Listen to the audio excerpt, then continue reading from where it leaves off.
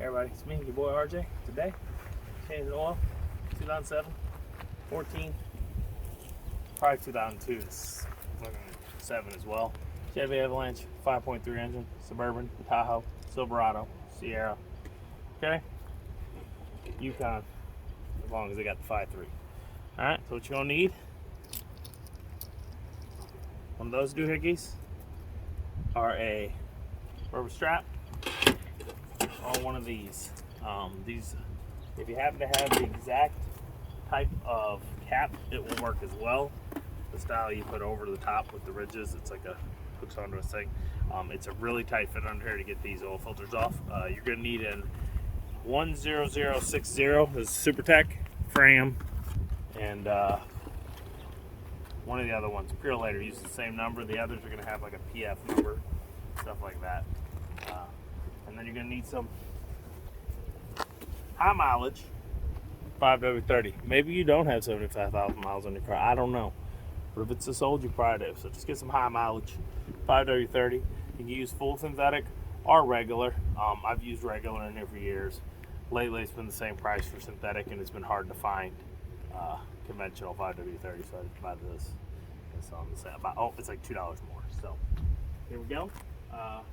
You're also gonna need an oil pan, which is already under there. And forgot my socket. Be right back. Alright everybody, so you're gonna need a 15mm socket, and you can climb. Best thing about working on a truck is you ain't gotta lift it. Alright, so there we go. There it is. It is right here, straight back, right behind the tire, like right equal with the back of the tire. So if you come from the passenger side, it'll be a little easier to get to, but I'm going through the driver's side.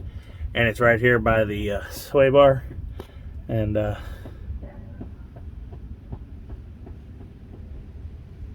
right by the cross member right here that holds your lower control arm. See the lower control arm bolt? Boom, right here. Okay? So give me a second there. There you go. Mom. Pick that. Yellow socket. You turned it off? What? Are you videoing something? Don't video. Are you videoing? Oh, yep. Okay, can you see it? No. No, kind of? I don't know. Alright, everybody. Well, here it is. Give it a little whooping. And then use my handy dandy rotating ratchet / socket wrench, whatever you want to call it. Okay, once you get it loose, it goes on its own. Oh, you want some gloves, because you know you're gonna get messy. You know, sometimes she likes them dirty, but not always. Okay, you get a little dirty. If you can get a new compression fitting here, most of the kit, the bolt things don't come with them, but they sell a little compression washer that wears down. I change it every few if I find one that comes with it. If not, I'll just put it back on there. I think the last time I had the compression. As you can see, I'm only at this 10,000 mile, it says. I think the oil changes. It's still got a little brown to it. It's not completely burned. I'm at almost 4,000, which is longer than I like to go. I like to change it at 3,000. I go change it, and then I'm like, okay, get out there and do it. So that's where we're at right now. We'll take that, and then here's, can you see this here with my hand? No. No? It's behind this bar. Okay, you want to hand it to me, I guess? So it's hard to do this when I got the oil on me. Alright, so here is the oil filter. So where the drain plug is, right here, you slide, and there's the oil filter. And why I say the strap is, as you can see, it is a tight fit. So the strap you put around there, if not, most things won't get around there. Okay, be right back. This colander, I like the rubber strap, but the one that's thin enough that's better broke. So now I've been using this thing. So what you're gonna do is, it only goes for loosening. So you still need the leather strap sometimes you want to really get that on there, but you just put it on like this and go real slow. Ain't got a lot of room under here, so you get like that. And the way this one works is it's like a claw like on the top of a pull cord flywheel on like a mower.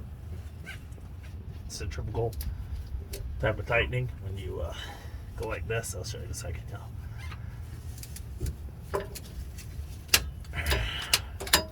Okay, once you get enough, you can just take it down to it. But see this? So it opens up on its own like that when you go, and then when you tighten to pull, it does that. So it grabs in, and I'll show you, it kind of dents up this oil filter a little. Everywhere that it grabs on, so it grabs into the little grooves and dents. It works pretty good. So if you get one of those, I'll put a link to it if there is one, and it'll help you out. It's still a tight fit though when you do it. If you get an extension on it, it's a little better. Add an extension on there, like a 3-inch extension, then you'll be down here more ratcheting, and you can go the full turn.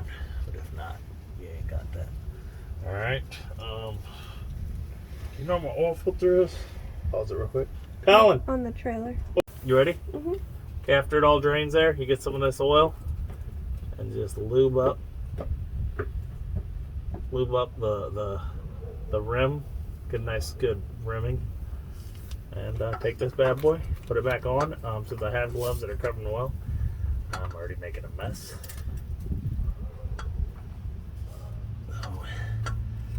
One thing sucks is because when you use the strap to retighten it, it slips because of the oil. I don't know why I'm not getting this right.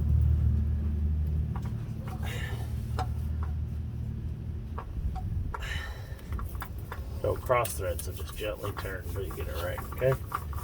Tighten it all the way down, and this is where the leather strap or rubber strap is going to come in real handy, because you cannot hand tighten enough because of this setup. See what I'm saying? I can't get in there. Grab the leather strap. I keep saying leather, it's rubber. I don't know why, but you know, watch. I can only get it over the top because of, oh no, I can go the whole thing. I'm wrong.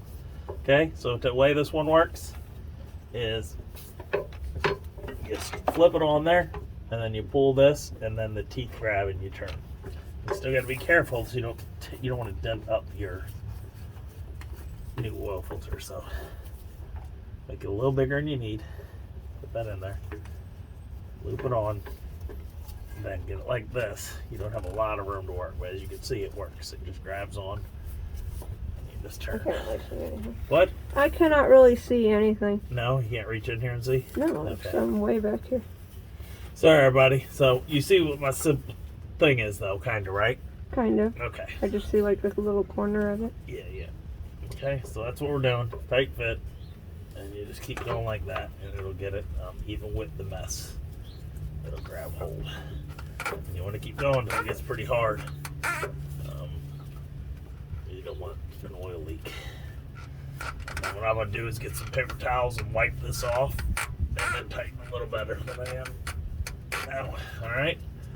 So that's still dripping. We're going to plug it in a minute. We'll be right back, okay? Oil bolt, do you see it? It's behind the thing. Behind the drain pan. I'm videoing. Oh, look out. Okay. Yeah. Alright, everybody. So you get that all done. Put that back on. Like I said, they got these compression washers. It's good to change them out every few times. It's on here. I don't have a new one this time, so I'm not. But you want to make sure you do that every few. My handy dandy. The little push button releases it. You see where I put the socket? There it is. Right on my head. It's a really simple repair, everybody, especially with a truck. It will save you a ton of money. A ton of money. It's like $3, $3 something for this oil. Well, before I buy it, it was $3. I don't know what it is now. I bought a bunch up a long time ago. I bought all my oil like a year and a half ago, knowing everything was going to rise. So I don't know if they're still the same. They could be $72 for a filter now, but if not, they're $3, $4. You can go Fram, you can go Fram Tough Guard, you can go Purelator, you can go Wicks. I wouldn't go Can. It's just a waste of money. No one's ever found them to do anything different. Get that move more nice and tight. Okay. Get up under here. Come around up top. Mm-hmm. All right, everybody. So if you own one of these 5.3s, hopefully you have a funnel that stays with your vehicle. Mine's in the saddlebags that open on the side of the Avalanche, but you know, some people store them like that. Look, right in there. It never focused. Shove it down in there, okay? Find a good spot somewhere in there, because even when you do the repairs due to fix it, these things burn oil. They still do it. I have not done the valve cover. I need to do the valve cover, but they do. Your rear main seal will start leaking over time. That'll go. Mine's been repaired, but I think it's already going again. You're going to need 6 quarts. Okay. Problem with this little funnel is it takes a while to do with the big bottle. Has this guy been used? Did you open it? No. Maybe I did a little while ago. I think I did when I opened it. I think I got out here and checked it. It's open. It's a little windy, so I gotta be real careful.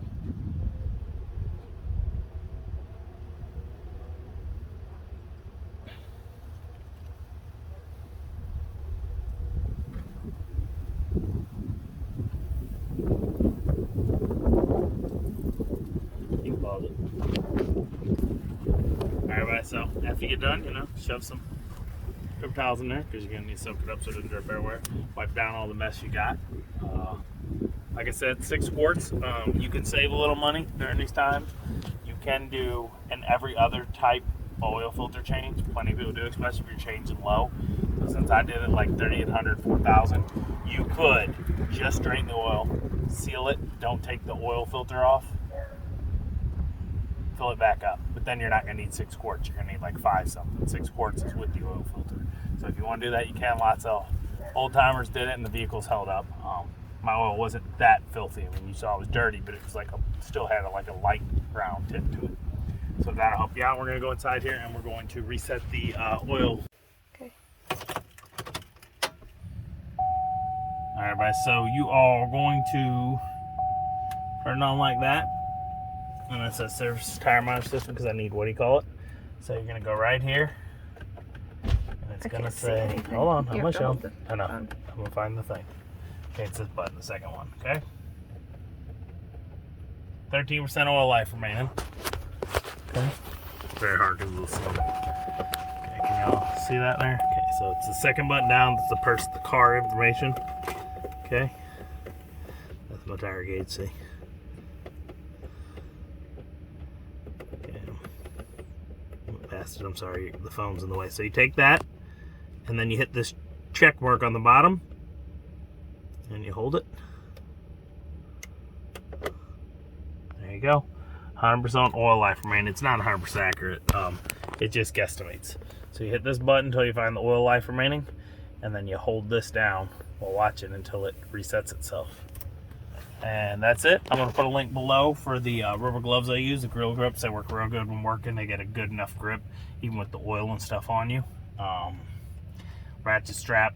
I'll put the ratcheting and I'll put some strap styles. And that's why I say the straps are good, because you only have to have one. You can do it both ways. You can't use this thing to do both ways. So either way, you're going to need something to tighten on. So if you can, I'm going to put a multi-set of rubber straps so you can do tightening and loosening. But it is easier to remove it with the ratcheting grip that I showed. So that's it. If you like it, please like, subscribe. I got lots of these videos. I got some second-gen Dodge, 2 Silverados, a Trailblazer, some Ford Edge, me being an idiot, shoving food in my face, whatever you like. Yep, that's it. As always, I'm RJ. Seize the day, each and every day. Bye-bye.